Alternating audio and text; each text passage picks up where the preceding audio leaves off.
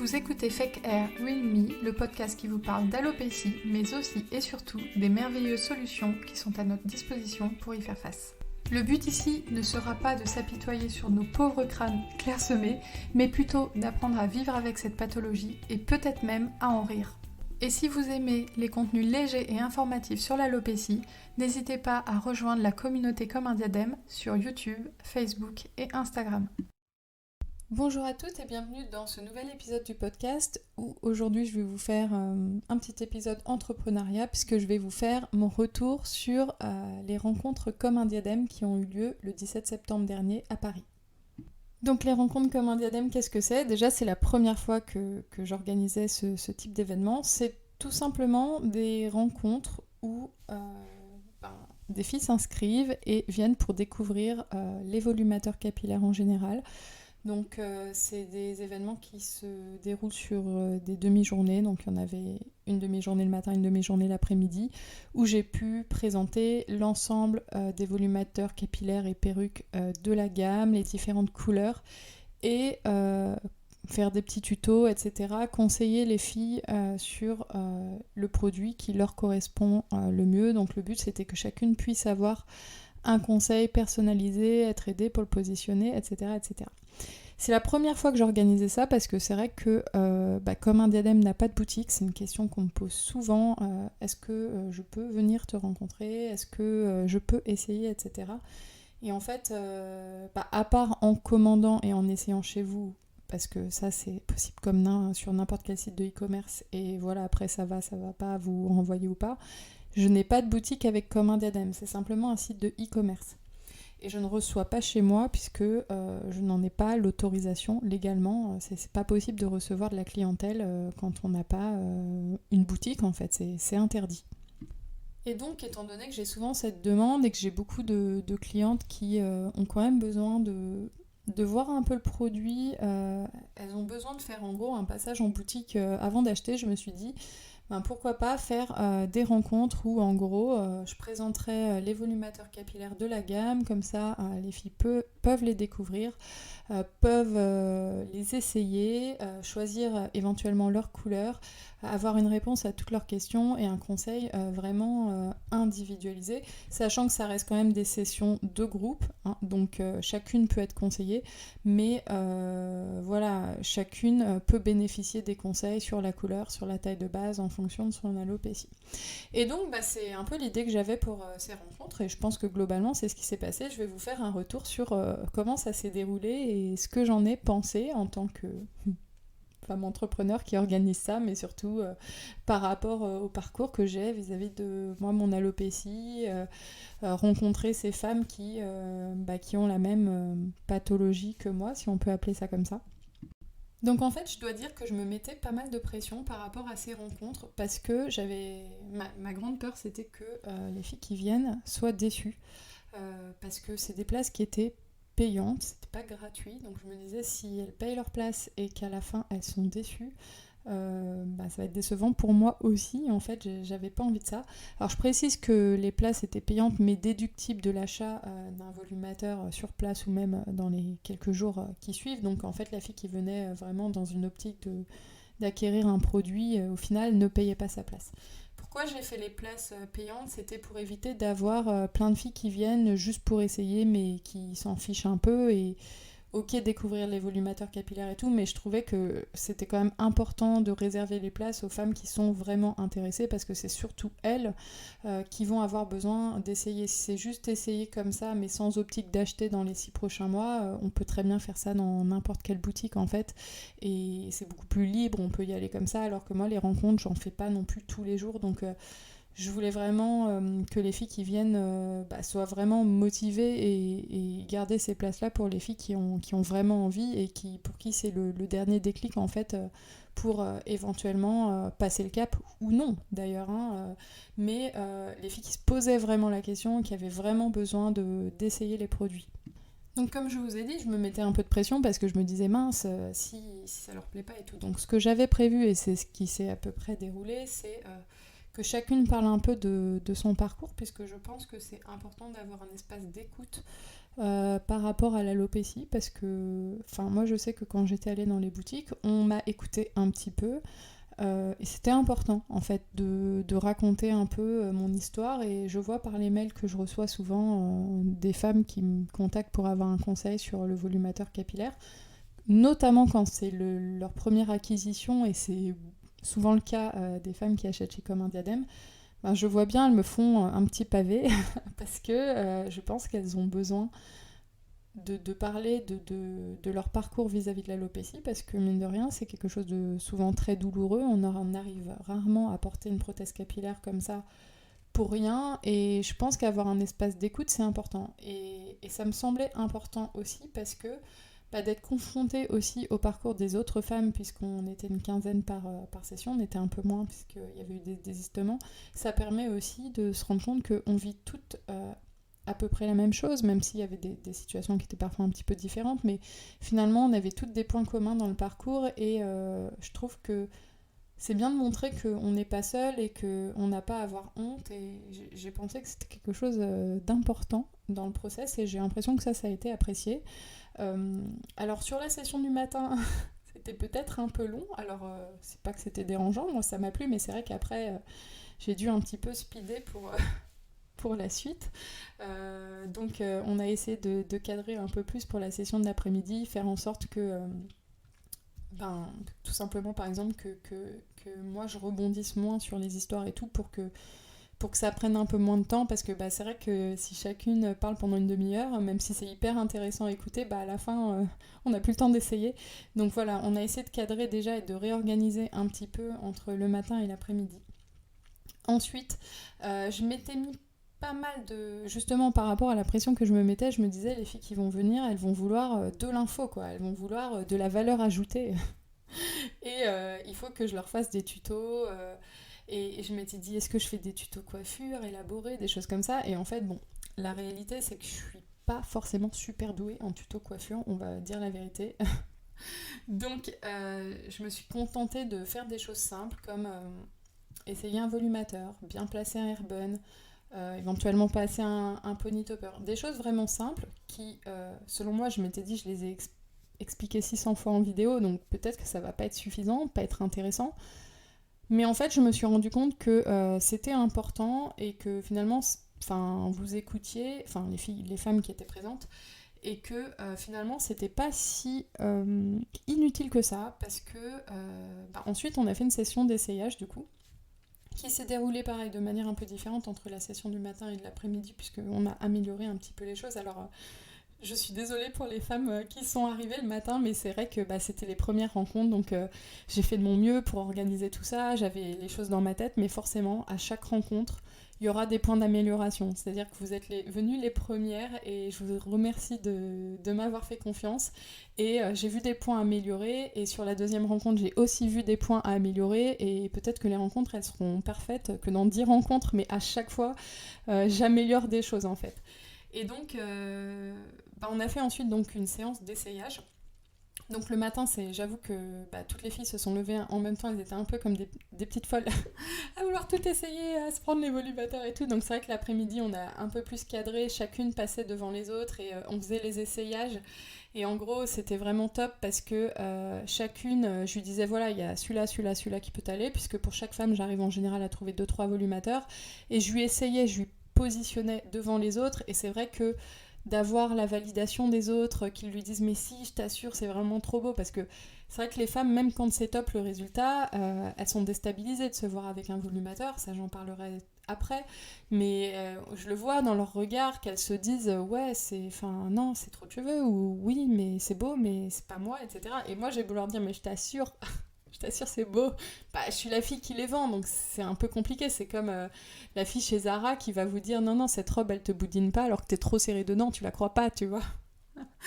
Et là, j'avais beau dire non, franchement, c'est top et tout, c'est vrai qu'avoir les autres filles qui vont dire non, mais vraiment, il te va super bien et tout, Et je veux dire, c'est complètement objectif et je pense que ça a été vraiment très positif sur la session de l'après-midi, c'est que chacune puisse avoir la validation des autres en fait, sur quel modèle lui va le mieux. Parfois, c'est d'ailleurs pas forcément le modèle que la personne choisissait et c'est important de respecter ses propres choix, mais c'est vrai qu'il y a eu des clientes qui essayaient un modèle et elles se disaient celui-là il me plaît et en fait elles essayaient un autre et tout le monde leur disait c'est magnifique. Donc ça c'est vrai que je pense que c'est quelque chose qui a été assez apprécié et ce que je me suis rendu compte qu'en fait là où je me mettais le plus la pression, c'est-à-dire sur les tutos et tout, bah, au final, ce que recherchaient le plus les femmes ce jour-là, je pense, c'était d'échanger sur leur alopécie, de rencontrer d'autres femmes atteintes de cette pathologie, même si ce n'était pas toujours des alopécies androgénétiques, il y avait différents types d'alopécies ce jour-là. Il y avait une personne atteinte de trichotillomanie, une personne atteinte d'alopécie fibrosante, enfin, il y avait des filles d'un petit peu tous les âges aussi. Des alopécies plus ou moins étendues, ça reflétait vraiment ma clientèle en fait, et c'est ça que j'ai moi beaucoup apprécié, c'est que il y avait des filles, je sais pas, qui devaient avoir 25 ans, 27 ans, et puis ça allait jusqu'à, je sais pas, 60 ans. 60 ans, 65 j'ai pas demandé l'âge, bon elles me l'ont toutes dit mais je m'en souviens plus, mais voilà, ça balayait un peu tous les âges, tous les types de femmes, tous les types d'alopécies aussi, dans le sens où il y avait des filles qui avaient des alopécies selon moi très peu visibles. Par exemple, je pense que j'étais une de celles qui avait l'alopécie la plus marquée. J'ai l'habitude d'être la plus chauve du groupe, c'est pas grave.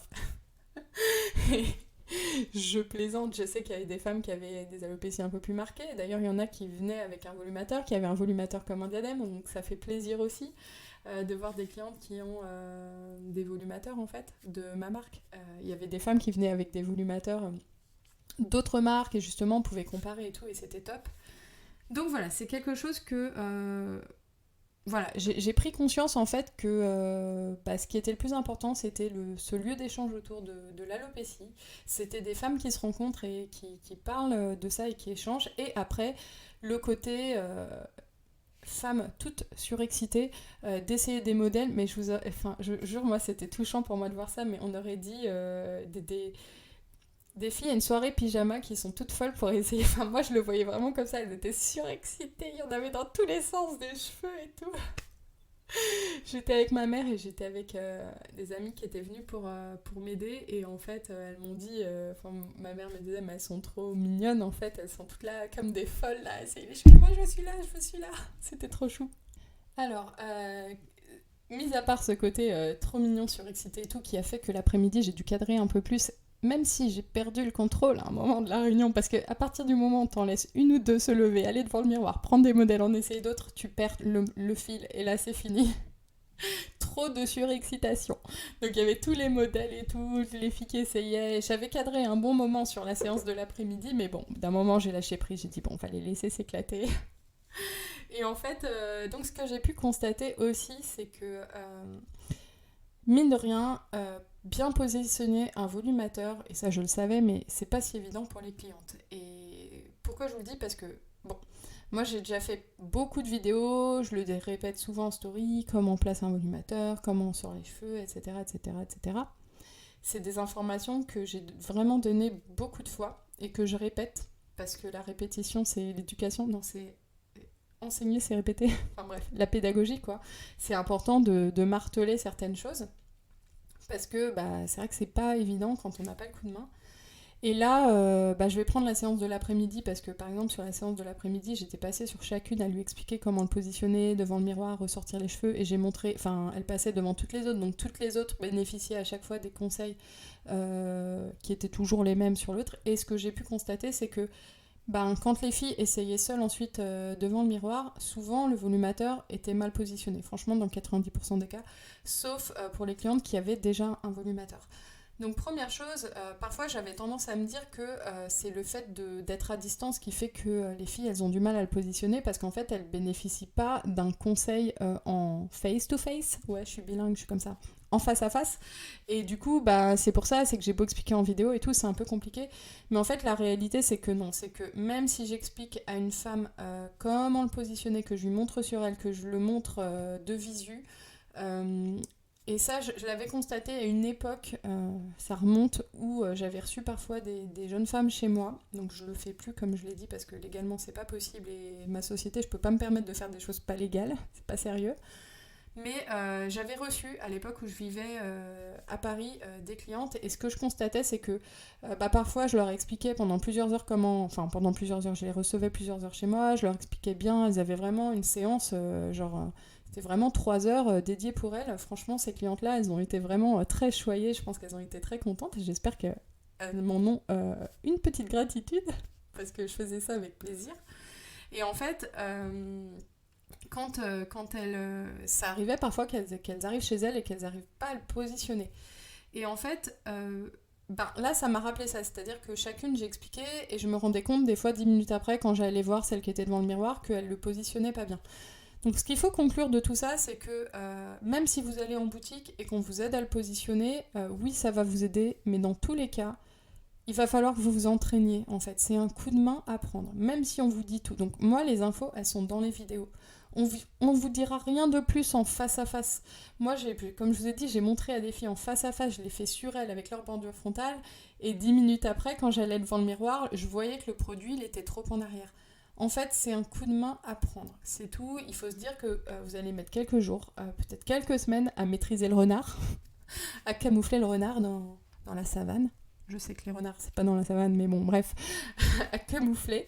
En plus, chacune doit faire un peu en fonction de son alopécie, mais voilà, faut pas vous dire que...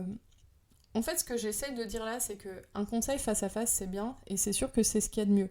Mais ça suffit pas. Dans tous les cas, il y aura une partie qui va venir de vous, de vous entraîner en fait à le positionner correctement, à voir comment faire avec votre alopécie, à voir comment le couper. Il n'y a que comme ça que vous y arriverez. Moi j'en ai vu aussi qui ont ensuite acheté suite aux rencontres, et quand elles reçoivent le produit, de nouveau elles n'arrivent pas à le positionner. Donc moi je réexplique, il n'y a aucun problème, j'ai une patience infinie, ne vous inquiétez pas, j'ai 3 enfants, tout va bien. Je suis pas en train de vous infantiliser, mais je suis quelqu'un de très patient. De toute façon, c'est une de mes qualités dans la vie, donc il n'y a aucun problème à vous réexpliquer, à vous redire comment le positionner, etc. Et surtout, moi, je me souviens très bien que quand j'étais moi-même chez Annie Davray, la première marque où j'étais allée, la vendeuse, elle m'avait expliqué comment le mettre et tout. Et pareil, moi, quand je suis arrivée chez moi, il y a des fois j'y arrivais, des fois le matin j'y arrivais pas. Et je me rappelle d'avoir eu des moments de panique le matin à me dire, mais aujourd'hui je vais pas y arriver et j'ai pas le choix, je suis obligée d'y aller parce que hier, j'étais blonde platine puisqu'on m'avait refilé un produit blond platine. Je peux pas revenir avec mon alopécie en blond foncé, c'est pas possible. Les gens vont faire une crise cardiaque, ils vont pas comprendre ce qui se passe sur mes cheveux. Mais je me rappelle de ces moments d'angoisse devant la salle de bain à me dire, devant le miroir, à me dire, mais là tu vas pas y arriver, on fait comment si tu y arrives pas? Et en fait, je pense que, alors ça c'est conseil, je suis plus dans le retour sur les sur les rencontres, mais il faut vraiment rester calme et vous dire que au final, c'est quelque chose de simple. C'est juste une pièce de cheveux sur du tissu. S'il faut passer une demi-heure, vous y passerez une demi-heure, mais vous allez arriver à la camoufler. Je veux dire, il y a des choses beaucoup plus dures à camoufler dans la vie que ça. Vous n'êtes pas en train de passer de la drogue dans un aéroport. Vous n'avez pas ingéré des boulettes de drogue ou quoi. Donc, c'est juste des cheveux qui sont à peu près de votre couleur à camoufler dans vos cheveux avec vos cheveux. Donc, ça peut sembler un peu complexe, mais vous allez finir par y arriver. Ça prend du temps, c'est un coup de main, ça prend quelques jours, quelques semaines, et voilà, et c'est tout, et c'est quelque chose de normal. Et franchement, ça l'a fait pour quasi toutes les clientes. Ce que j'ai trouvé assez touchant aussi, c'est parce que ça faisait longtemps que j'avais pas rencontré de clientes en réel. En fait, ça faisait presque 1 an et demi, puisque je faisais ça vraiment au tout début, au lancement de mon entreprise. C'est à quel point c'est... Alors déjà, c'est très touchant, toutes ces femmes qui m'ont dit, j'avais mon alopécie, elle venait d'être diagnostiquée, je suis tombée sur tes vidéos, ça m'a pas mal aidée, ça m'a fait du bien. Il y en a qui m'ont dit, j'ai vu toutes tes vidéos, j'ai tout regardé. Voilà, c'est toujours touchant pour moi de voir ça. Et c'est aussi très touchant de voir... des femmes assez jeunes, c'est-à-dire qui ont mon âge à l'époque où j'ai démarré le volumateur. Elles vont avoir 27 ans. Parce qu'en fait, je me reconnais en elles sur le coup et je me dis, en fait, tu es ces filles-là, en fait. Je repense à Laure qui venait de Nîmes, à Karen, enfin toutes ces jeunes femmes, quoi. Je sais pas quel âge elles avaient, mais autour de un peu moins de 30 ans. Et en fait, c'est touchant pour moi de les voir et de me dire, je vais participer à ce moment-là pour elles, qui est important, parce que l'essayage d'un premier volumateur quand on souffre d'alopécie depuis 10 ans, je sais que c'est pas quelque chose d'anodin. Surtout si on décide de passer au volumateur capillaire ensuite. Et c'est bien quand ça se passe bien. Moi, mon premier essayage, je l'ai déjà raconté dans un autre épisode du podcast, ça s'était très très mal passé. Mon premier essayage, ça avait été une catastrophe. J'étais ressortie de la boutique, j'étais vraiment déçue à un point où je me disais mais il n'y a rien pour moi. On m'avait fait essayer un volumateur roux, brillant, type perruque de Dalida de Farce et Attrape. Je suis sortie de là, j'avais eu aucun conseil, aucune écoute, rien du tout. C'était avant mon rendez-vous chez Annie Davray en fait. Et en fait, c'était mon premier essayage, donc celui-là, c'est un tel trauma que je pense que j'ai essayé de l'oublier dans ma tête. Et après, mon premier autre essayage qui est en ligne sur YouTube, qui a fait la vidéo que j'avais postée, quoi, c'est pareil, c'est un moment déterminant dans ma vie. Il y a eu clairement un avant et un après. Alors, je sais pas si ça fera ça à toutes les femmes, mais en tout cas, clairement, pour moi, ça a été le cas.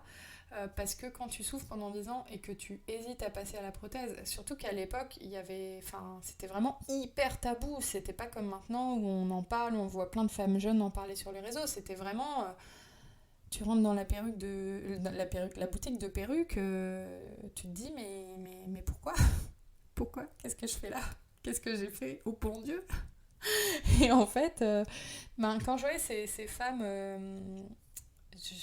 entre 25 et 30, être toute contente d'être là et pouvoir participer à ce premier essayage pour elles, qu'elles achètent pas ou quoi, en fait, c'est même pas le truc, mais je me disais, mais putain, t'es là pour ces filles, en fait, c'est ce cap qui a été si important pour toi et qui a changé ta vie, t'es là pour elles, et le rôle que t'as aujourd'hui, c'est pas rien, en fait, c'est quelque chose d'hyper précieux.